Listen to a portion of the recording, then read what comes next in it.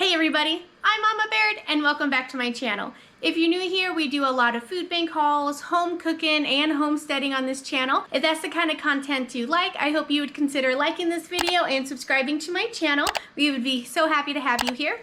So this is a little bit of a different food bank haul that I have for you. I usually go to the one where you can go shopping and you shop your limits and you can pick and choose what you'd like. I did get a lot of feedback from you guys from my last food bank haul, and a lot of you mentioned that you don't get that option. You just go to a mobile one or to what they have and you get what you get. We do have that's offered more in the rural parts here, and there is one that is close to me that was offering it this week. So I decided to go ahead and go to that one this week instead of going to the one where I can shop. So this is one where I just got what I got. I had no idea. I just pulled up, told them my family of 6 with 3 kids, and this is what they gave me. So let's check it out and see what I got. All right, to start off, we got a thing of apple juice and 2 half gallons of 1%. Then we got 2 bags that had essentials in it. So we got 2 things of cereal, 2 things of mini marshmallows, ended up with 3 different types of Jell-O. For the produce, we just got 1 big bag of broccoli. This is 48 ounces of broccoli. And then 1 of these kind of like Velveeta blocks of cheese. Hey, can you turn that down? It came with a big bag of pinto beans, 1.5 pounds. 1 of these were in each bag, a Caesar dressing, a smoky maple barbecue sauce. That sounds pretty good. I know this is a pretty good brand too. This one usually has pretty good ingredients in it. So that's nice. Then the Caesar. And this actually has a bottle that you can reseal. So if you ever make your own ketchup or barbecue sauce, you can reuse this jar. So each bag had a thing of peanut butter, so I got 2 peanut butter. Each had a jelly. I could reuse that jar, so I love getting those jars. Each bag had a thing of tuna. Each had 1 thing of cream of mushroom, 1 thing of vegetable soup. 1 had a corn and a green bean. Each had a vegetarian bean. And then 1 had 2 green beans, and then each had a fruit cocktail. And then 1 of them had this hazelnut coffee creamer in it. And then 1 had a bag of brown rice. And then for the meat, now this looks like a 3-pound log of ground beef. And then some chicken jumbo franks, so chicken hot dogs. Looks pretty good. And that's this haul. Also, I got 2 mangoes. I forgot them out in the car. They're definitely a little soft and ready to be used. We got those as well. Now that you saw all the goodies that I got from the food bank this week, I'm going to do a bit extra than just dinner tonight. I'm still going to be cooking dinner, you know I am. But I'm going to be doing a little more than that as well. I'm going to go and show you a little step further of more than just 1 meal of what I do with the food from the food bank. I got my apron on and I'm ready to cook. So let's get to cooking. All right, so what I got going on here is a couple of different items I'm going to prep right now for my week. I have a big onion that I'm going to chop up and some peppers. You can see some of them are turning, have some black spots, so they need to get used up. So we're gonna chop these up, and then I'm going to be cooking up that hamburger that I just received. So for the onions, I like to cut the top off and then cut it in half. I have a bag here with all my veggie scraps that I use to make my own stock. So here's a bunch of carrot peels. I got some garlic peels in here. That onion top that I just cut off is going in there. I got some lemons and limes in here. So that's just stuff that I use that I refurbish into my stock so it doesn't go to waste. Now some of this stuff, like this moldy bit here, I'm just gonna throw that away. That's not worth saving for my stock if there's a chance that I might get mold in it. So don't feel bad if you have to throw away some stuff, but utilize what you can. So this side is fine, all this is fine, so this is going in my stock bag. Alright, that's perfectly good onion. That has tons of flavor in there. Alright, get out of here, skin. Okay, clean your board off roughly. Go this way. Alright, so I'm gonna start with this one. I always like to cut my onion across first. And by not cutting off that root, you're keeping it together. You just gotta make sure you don't slice all the way through. And then you can just kind of follow the lines that are on the onion. Make sure you're not cutting all the way through. Okay, there. And then make sure you got the claw. That's what I wasn't doing when I cut my thumb. I was just doing this and got my thumb. So do the claw. Make sure you're lined up where you want to be. Okay. Well, I got the smallest cutting board I could get apparently. All my other ones are dirty though. Alright, so that's already a lot of onion. That was a big onion. So when you hear recipes calling for like 1 onion and stuff, you know, use your judgment. That's why I like having it pre-cut, so that way I can just use what I want. Okay, so we were cutting it this way, right? And then that's kind of wobbly, it's hard to cut, it's loose. So just flip it over. I like to make sure I'll go back and go a little deeper with the lines this time, since it's not as much of an onion. And that. And there we go, and that's all we got left that we're gonna throw in our stock bag. One done. Now since this one has the brown right here, I'm probably gonna take off yet another layer. And I'm gonna cut it diagonal to cut that off. Just to get this surface level off. See, underneath is perfectly good onion. So that's what we're gonna cut the same way.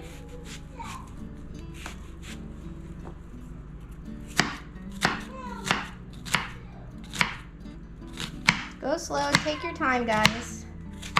It's not worth getting cut. Alright, so onions chopped. Ready to go? That 1 onion pretty much filled up my whole container. And then I'm gonna go ahead and get my heat on.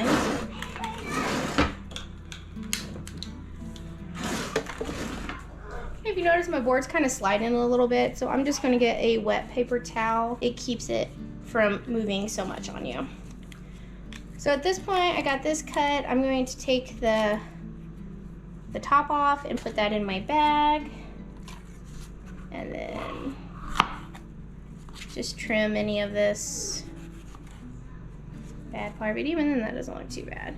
But I got some chickens and some goats who would like it. All right, now peppers, they're kind of wobbly on you know, just, some people will cut off the ends and have a straight pepper.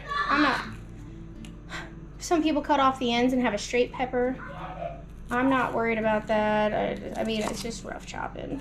It doesn't have to be aesthetically pleasing to us. Now I'm gonna be adding these veggies to my hamburger to kind of stretch it out and add a bunch of flavor. So in here I have some garlic infused oil that I made. So I'm just gonna put that down as our garlic flavor. Alright, so we have our oil in there. I'm gonna get pepper in there and some of these onions.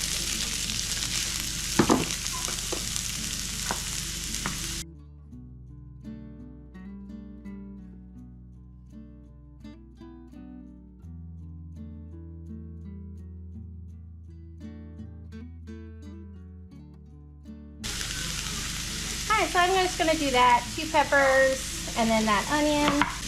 I'm going to cut up a couple of extra peppers and add them to my onion base here. So I'll have some just cooked, ready, or I'll have some prepped and ready to go. Alright, so I got my onions and peppers cut.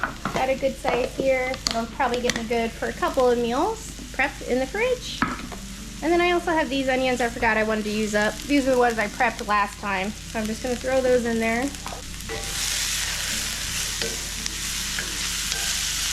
Now we're just cooking these till they're a little till they're sweating a little bit, so the onions will get a little clear. I mean, we're not cooking them till they're soft or anything, because we're going to add the ground beef to them. So put those in there. And then I do have a lot of zucchini right now. So one thing I'm going to do to utilize it is to put it in my meat. I'm gonna cut this a little smaller so it's a little harder to detect. The kids can totally tell big pieces of zucchini. And by kids, I mean husband. So I'm just gonna rough chop these a little more. I had them already cut up, but like I said, I'm just gonna do it a little smaller to blend them in with the meat better.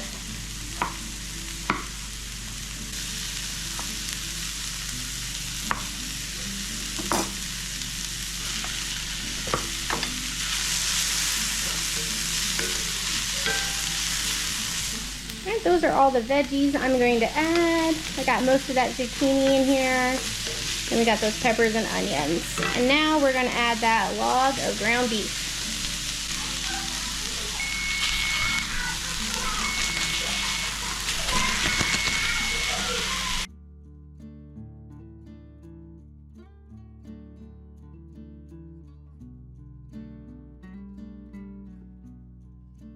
I love this skillet. I inherited this skillet from my mom when she quit cooking. And it is amazing. Alright, so I'm just going to be mixing in all the veggies into the meats. And then just going to be letting this cook. I'm not going to add any seasoning at this point. I'm going to wait till it's cooked some. And meat's starting to brown some, so I'll give it a turn.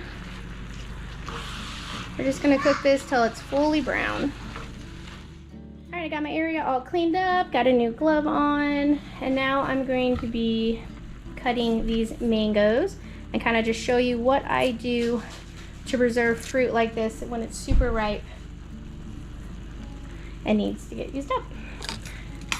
So when you're cutting a mango, there's a big old pit in the center, so you really can only get the sides, or they call them the cheeks. I don't think I'm going to peel it actually. So you're just going to go down along the side, and if you feel your knife, like right there, the knife hit something hard, that's the pit you're getting. So scoot over a little bit, try again. This is very ripe. My knife can't even cut through it.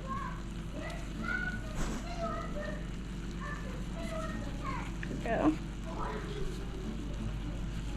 So you can see I got part of the pit on that one. That was a tough one. So it's a little easier when you do the first cut. Then you can kind of rotate it and then see where you can cut again. There we go. Just want to hit there. And then I'm going to get this in too. Just try and get as much mango meat as I can.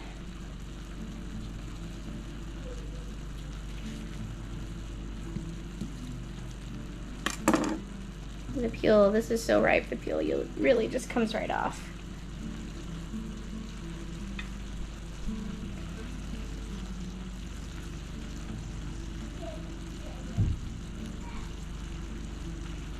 Alright, so that's about all we can get off of it.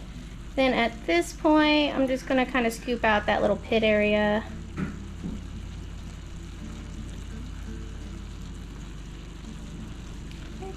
And then just slice down, not all the way through the skin, just slice just to the skin. And then same thing, you're not going to go all the way through, you're going to stop as soon as you hit that skin. And then you can pretty much, but at this point you can just pop them off with your hand. You just run your hand through there and get them off. Or you can get a spoon and scrape it off like you would an avocado.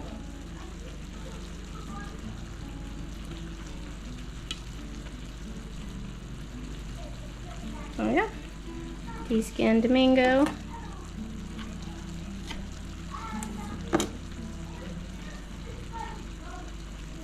Now you can also peel it like you can see I was going to do. That would work better with a firmer mango than a super ripe one. Same thing.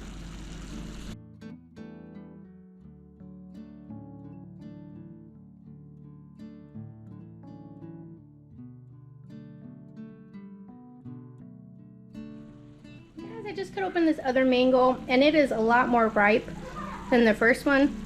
So I just took off a bit and tried it, and it tasted fine.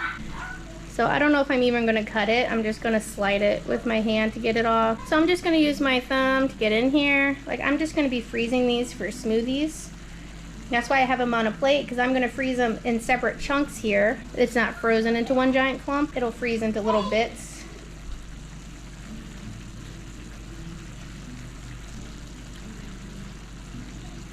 Okay.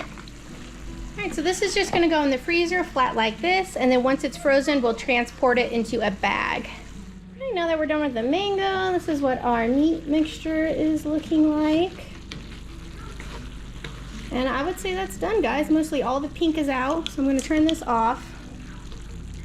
Remember, you're probably going to cook this some more whenever you're actually making your meals out of it. So what we're going to do next is get all this grease drained off.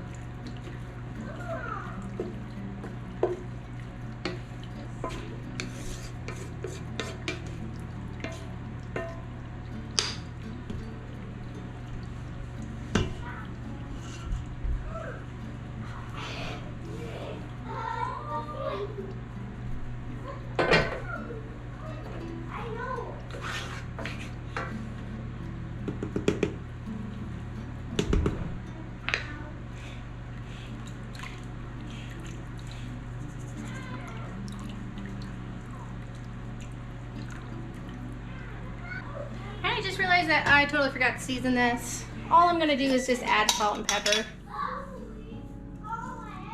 And then I can always season more when I use this for whatever I'm gonna use it for. Right now, I'm just gonna put this back in the pan and let it cool down in there. Got it cooked, stirred, ready to go. Now let me show you what I'm gonna do with this beef grease. Alright, so I got some dog food here for my dog, and I'm just gonna pour this grease right on top, and he's gonna have a tasty breakfast. Alright guys, now that the meat has cooled down, we're gonna get this in some containers. Some of this I'm gonna put in the freezer, so I'm just gonna write hamburger, and then the month and year on there.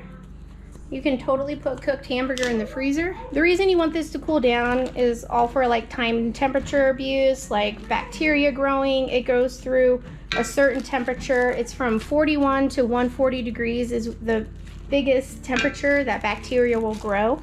So you don't want food to be super hot when you put this in here, or else that temperature won't drop fast enough and it can get bacteria.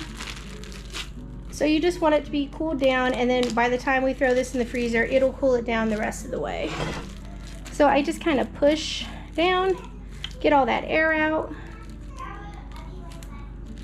close it, and then we're gonna freeze it flat. So there's one package done, and then I'm gonna fill up my container here that I'm gonna cook with throughout the week, and then we'll see if we have another one for the freezer. Alright, looks pretty good. I'm gonna fill up one more bag, and then whatever's left over I'll top off that container with. We got another bag full. Get all that air out.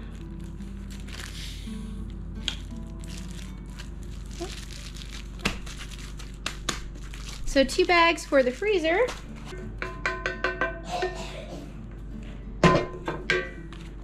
And then enough hamburger for probably 2 full dinners.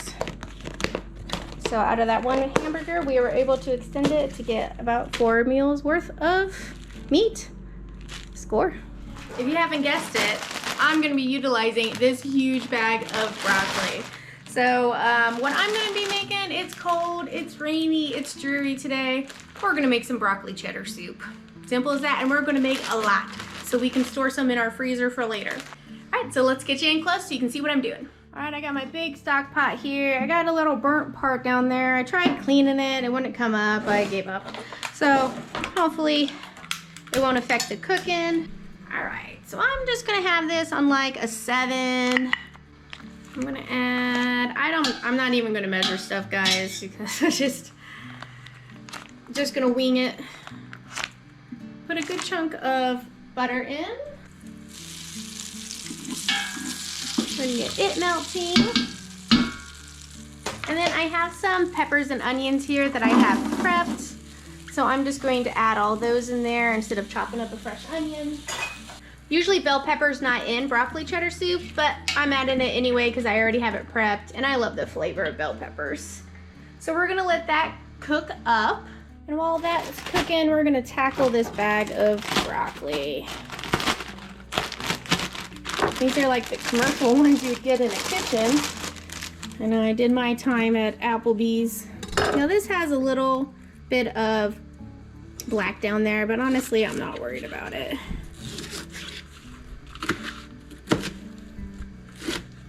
So I'm just going to rough chop this.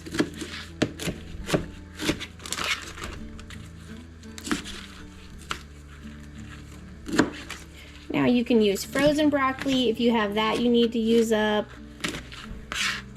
I guess that's the only type of broccoli is fresh or frozen.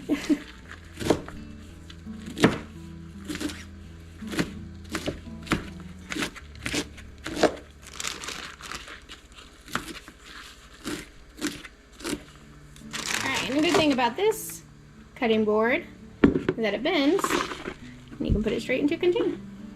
Alright, so I'm just going to be here cutting while I'm stirring my onions. Okay guys, that's been cooking for a little bit, probably a couple minutes. You can see they're starting to sweat.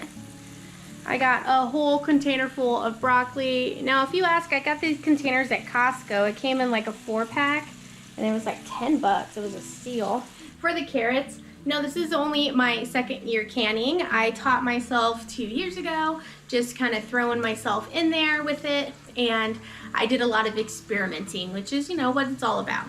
So this was one of my experiments. I did shredded carrots to can. And if I make carrot cake, then these are already shredded and it's ready to go. Well, they kind of mushy. I guess there's a reason you don't shred carrots before you can them. So I'm going to add these to this soup. I don't really care that they're mushy for this. It'll add another flavor element to it, and soups are soft anyway. So it's a good way to use this up, get it out of my pantry, and now I know better. So let's get this added. I do think I'm gonna go ahead and strain these. So here's what they look like. I mean, they're not bad. They're just, there's no crisp to them at all. You know, it's just like canned carrots, really. Which I don't know what I was expecting. I did these back in December, so it feels good to get those out of my pantry. Turn up the heat a little bit. Right now that I added those carrots, I don't make a mess. Now, I'm going to use this cheese for my cheese base. I also have these little cubes of Velveeta that I'm going to throw in here as well. I have 2 of them, so I'm just going to use these up to get them out of my fridge. I'm telling you, it feels good to use stuff up. You have stuff in there and it stares at you for a while and you're just like, what am I going to do with you? And then next thing you know, you hang on to it and then you come across a recipe that it's perfect for. So this has got a little bit of a dried spot. That's okay, I can just take that out. No big deal. Alright.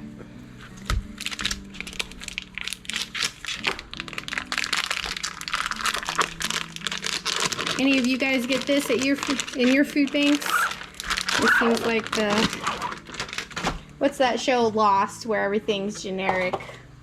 Yeah, that's a good show. I can't remember what the company, what's the company called in Lost, guys? That everything's the same generic color and flavor and stuff. I don't know. It's been a while since I've watched Lost. Okay, so I'm just going to cut this up in chunks. This is all going to melt down. Cutting it in chunks just kind of helps that process of melting it down. You can really use any type of cheese, guys. You don't have to use Velveeta. You can use American, you can use cheddar. Yeah, pepper jack cheese would be good in here. You know, I like my pepper jack cheese, even though I never have it.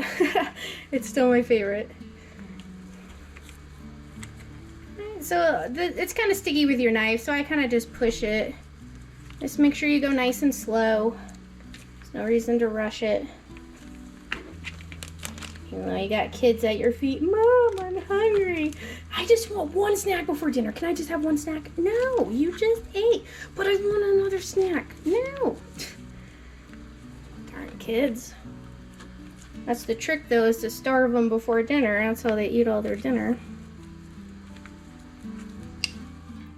Now that the cheese is cut, we're back over here to our soup. It is looking good. I'm gonna add some flour. This is what's gonna help thicken up that soup. Now my flour, I always do half wheat, half unbleached white. So that's what I'm putting in here. You guys just use whatever flour you normally use. You see how it soaked up all that extra liquid? Yeah, so now we're gonna let this cook for about a minute just to get that flour taste out.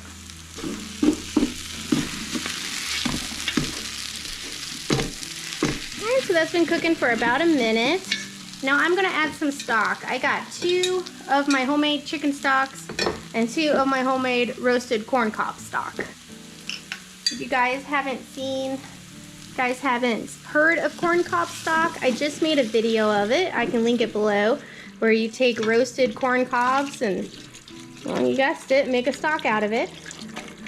And it's so good. It adds like a little sweetness, and it's like another flavor element that just helps develop any soup that you put it in. And you just want to keep whisking to get any lumps out as you add your stocks. Whoa, why didn't you tell me? I almost dropped my spoon in there. Look at that color. That's all from the corn. Alright, stock is added. So we're gonna let this boil and kind of thicken up a bit. Alright guys, while that soup is heating up, that stock is, you know we're not done yet. I'm going to make some dessert. I have about 3 tablespoons worth of butter in here. And you know what, we're making Rice Krispie treats. But you can use any cereal in Rice Krispie treats. You don't just have to use Rice Krispies. So we're gonna make some Cinnamon Toast Crunch Rice Krispie treats. Cinnamon Toast Crunch is one of those cereals that I never buy because not only is it expensive, it is chock full of sugar. Like, this is 12 grams of sugar, 33 carbs for just 1 cup. So, lots of sugar. So you know what? Let's add more sugar to it. We'll keep these on a day. We'll put these on a day that my mother-in-law is watching the kids, huh? So our butter is melting. Let's go ahead and spray our pan. This is a 9x9. You can also use 9x13. Okay. All right, I'm gonna add your marshmallows. Add a whole bag.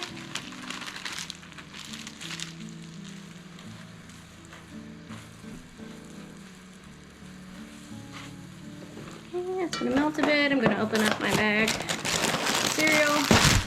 Whoa, real quick. Just to have that open, ready to go. Sample some. Oh yeah. That's Cinnamon Toast Crunch. Oh, this is gonna be good. Alright, you can also do this in the microwave, guys. Just put the butter in the microwave, throw the marshmallows in the bowl, microwave it for 30 seconds, stir it, 30 seconds, stir it, you know. And they're starting to lose their shape, starting to get extra gooey. It's been a long time since I made Rice Krispie treats.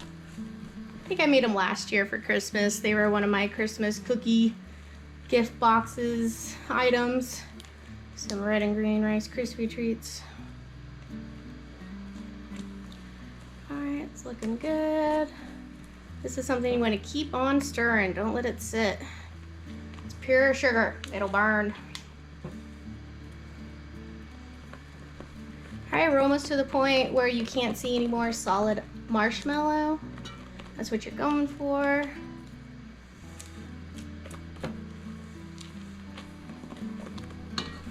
Looks pretty good. I'm gonna turn off my heat. I'm gonna add probably half a teaspoon of vanilla.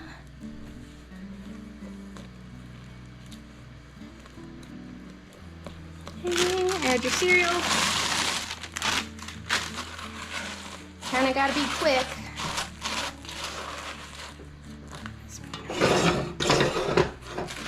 Just the one handle I got.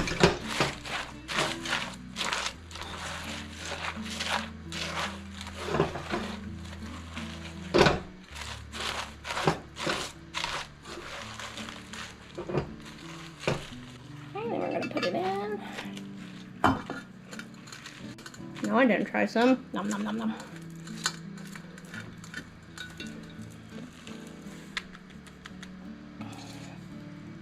Maybe I can convince husband to wash that pot for me, huh?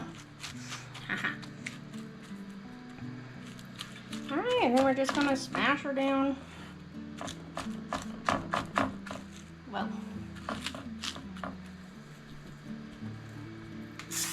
Spray the back of my spoon here with some camp. Help a little bit.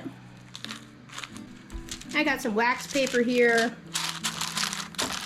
I'm gonna use it. Yeah, there we go. Just to give it a little smash. Oh, sticking too. They're just so sticky.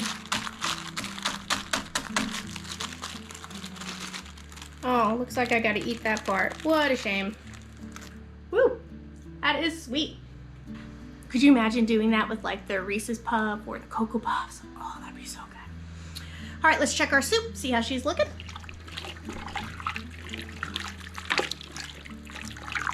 Alrighty. All right, cooking along. Not really too thick yet, but that's okay. We'll give that flour time to thicken it up. At this point, I am gonna add all my broccoli. No, I'm gonna add that. That was over 4 quarts. Just because, you know, I'm trying to use up all that broccoli. Putting it in that hot broth will get it all nice and cooked up. And we can let that thicken up and cook all at the same time. So I'll bring it back in a couple of minutes. Alright guys, so I totally thought I was recording. I have not. So I let that simmer for about 10 minutes. And then I added 2 cans of evaporated milk. Gotta love teaching the kids how to write, and they gotta help. So they wrote on the can. I like to have my dates on the front of the can so I can always see which one I need to use first. So I added 2 cans of evaporated milk. Now you could add any type of milk that you have on hand. It does not have to be evaporated milk. You could use 1% if you had it. You could use the shelf-stable milk if you get that. You could use powdered milk as well. So I'm just gonna kind of break these up. Add all this cheese in here. Gonna add a little bit at a time. Stir it.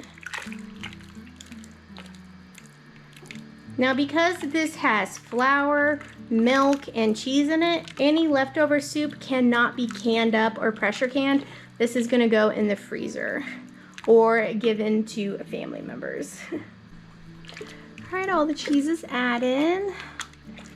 We'll get that all melted and then we'll taste it and see what kind of seasoning it needs. We haven't added any seasoning at this point because I like to make sure all the base ingredients are in there, and then I'll give it a taste and see what we need.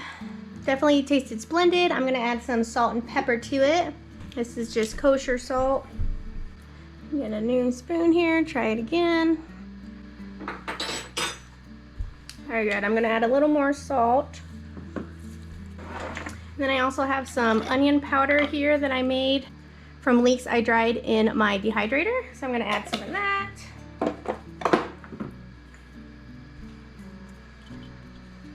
Stir that up. Now that's good, guys, that's done. Broccoli cheddar soup. Holy moly, guys, what a productive day. We got that ground beef cooked off. I got 2 bags in the freezer, and then I have a container full for the fridge for meals later this week. We got that mango. Oh, that mango.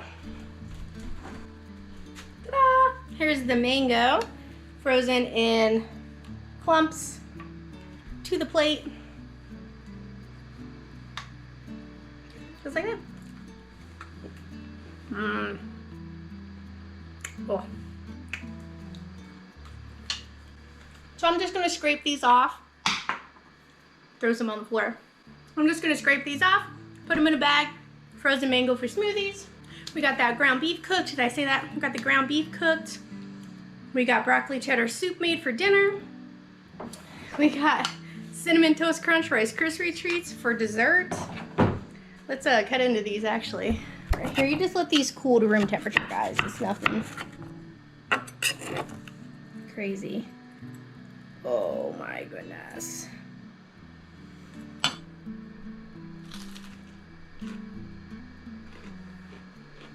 Kids haven't even seen these yet. They don't got to. I'm just kidding. I can't eat the whole thing myself. All right, everybody, that's all I have for you for today. Thank you so much for watching. To all my new subscribers out there, thank you so much. I'm just blown away. I've crossed over the 2,000 subscriber mark. I really appreciate it, guys. Like, I have not been expecting this much support and love for going to the food bank and cooking the food that I get from it. But I'm so glad that this is the kind of content that you guys like, and this is what you need in your life to learn how to do this stuff. It just makes me so happy, and I love that you guys support me. Well, that's all I got for you today. Thank you so much for watching. I'll catch you next time on Mama Baird's. Mama, give this video a thumbs up and subscribe to our channel. Okay, so I have a horse named Rainbow, and I got this from the farm store. She is a show horse, and it came with a stable. I didn't want to throw it away, so like when it's not time, she can like sleep in it like that. And then that's all I got. I just wanted to show you guys. Thank you for watching. I'm Mama Beard, so welcome to my channel.